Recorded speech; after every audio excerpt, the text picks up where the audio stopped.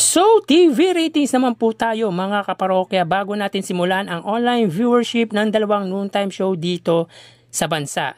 Pero bago ang lahat, kamusta kayo mga kaparokya? Ako si Mervin at andito akong muli para gawin natin ang online viewership ng dalawang noontime show, ang Eat Bulaga at ang Eat Showtime. Pero bago natin umpisahan yan ay humiling ako sa inyo na pakisubscribe ang aking YouTube channel. Pakiclick ang bell icon para una kayong manotify sa mga bagong video na ilalabas ko. At pakidamay nyo na din na i-follow ang aking Facebook page na Mega TV at ang aking TikTok account na Kaparokya TV. Maraming salamat! So mga kaparokya, kahapon po ay binahagi natin ang online viewership na lumabas nitong nagdaang Martes, July 30. Ito po ang 45th anniversary celebration ng longest running noontime show na Eat Bulaga. At ngayon naman po ang ibabahagi natin ay para naman po sa araw ng Miyerkules, July 31. Pero syempre, tulad ng lagi natin ginagawa, quick recap po tayo sa ratings nitong nagdaang Martes. So dito ang Eat Showtime ay may 7.3% at ang Eat Bulaga po ay may 4.3%. Meaning, tanging ang Eat Bulaga po ang siyang nakakuha or nakamit ng TV ratings average nito na 4%. Samantalang ang Eat Showtime po ay hindi po nila nakuha ang TV ratings average nila na 8.4%. So, angat po pagdating sa online viewership ang Eat Bulaga sa araw ng Martes. So, mapunta naman po tayo sa araw ng Miyerkules, July 31.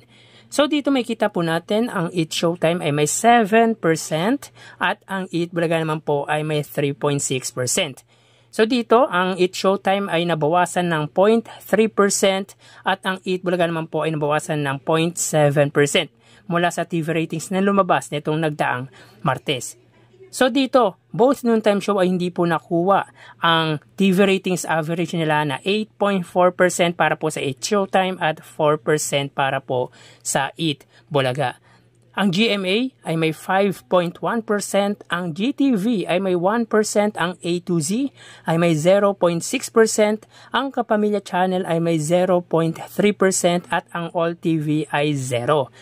Sa panig naman po ng Eat Bulaga, ang TV5 ay may 3.3% at ang RPTV ay may 0.3%.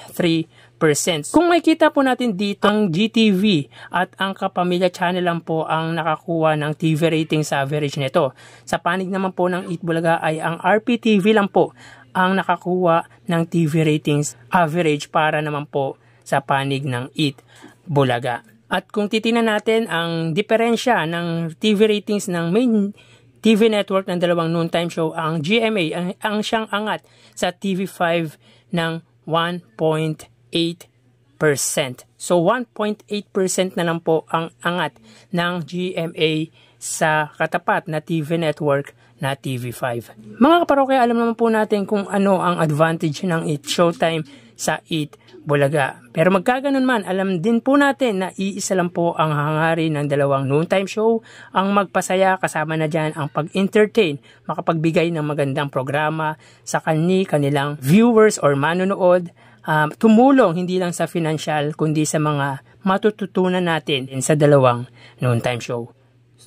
So tara ating alamin ang online viewership ng dalawang bigating noontime show. Para sa Eat Bulaga under TVJ Facebook page na may 2.5 million followers at sa Eat Showtime naman na may 18 million followers. So as of 12:48 PM ay kita po natin dito na ang Eat Showtime po ay may kasalukuyang segment na showing Bulilit. Samantalang ang Eat Bulaga naman po, sila po ay may kasalukuyang segment na Sugod Bahay Mga Kapatid. So dito, ang Eat Showtime po ay may 11.1 thousand viewers at ang Eat Bulaga naman po ay may 5.7 thousand viewers. So again, as of 12:48 PM, ang Eat Showtime ay may 11.1 thousand viewers at ang Eat Bulaga ay may 5.6 thousand viewers. So mapunta naman po tayo sa TV Network YouTube channel para po sa Eat Bulaga. Under po yan sa TV5 Philippines na may kasalukuyang subscribers na 1.93 million subscribers. Para naman po sa Eat Showtime, under po yan sa GMA Network YouTube channel na may kasalukuyang subscribers na 36 million. So as of 12:49 PM, ang Eat Showtime under GMA ay may 16,000 viewers. Ang Eat Bulaga naman po under TV5 Philippines ay may 41,000 live viewers.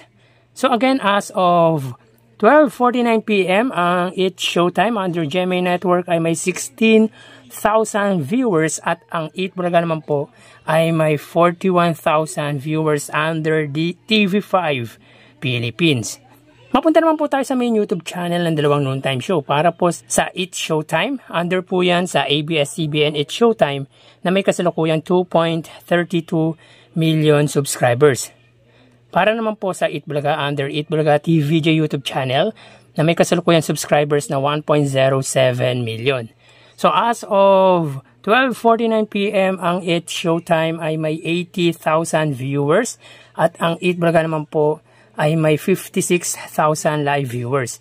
So again, as of 12:50, ang Eat Showtime ay may 80,000 viewers at ang Eat Bulaga naman po ay may 56,000 live viewers. So bali ang total na nakuha ng dalawang noontime show ay, mga kaparokya, bago natin ibigay ang total viewers ng dalawang noontime show ay humiling ako sa inyo na pakisubscribe ang aking YouTube channel. Pakiclick ang bell icon para una kayong ma-notify sa mga bagong video na ilalabas ko. At pakidamay nyo na rin na i-follow ang aking Facebook page na Mega TV at ang aking TikTok account na Kaparokya TV. Maraming salamat! So bali, ang total na nakuha ng Eat Showtime ay 107,000 viewers.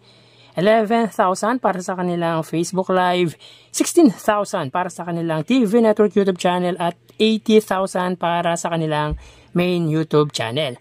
Ang Eat Bulaga naman po, sila ay may 102,000 live viewers, 5,000 para sa kanilang Facebook Live, 41,000 para sa kanilang TV Network YouTube channel at 56,000 para sa kanilang main YouTube channel. So again, ang Eat Showtime ay may 107,000 viewers at ang Eat Bulaga po ay may 102,000 live viewers. So magbabalik po tayo sa ikalawang bahagi ng online viewership. Magpapaalam po muna ako pansamantala. Thank you and God bless.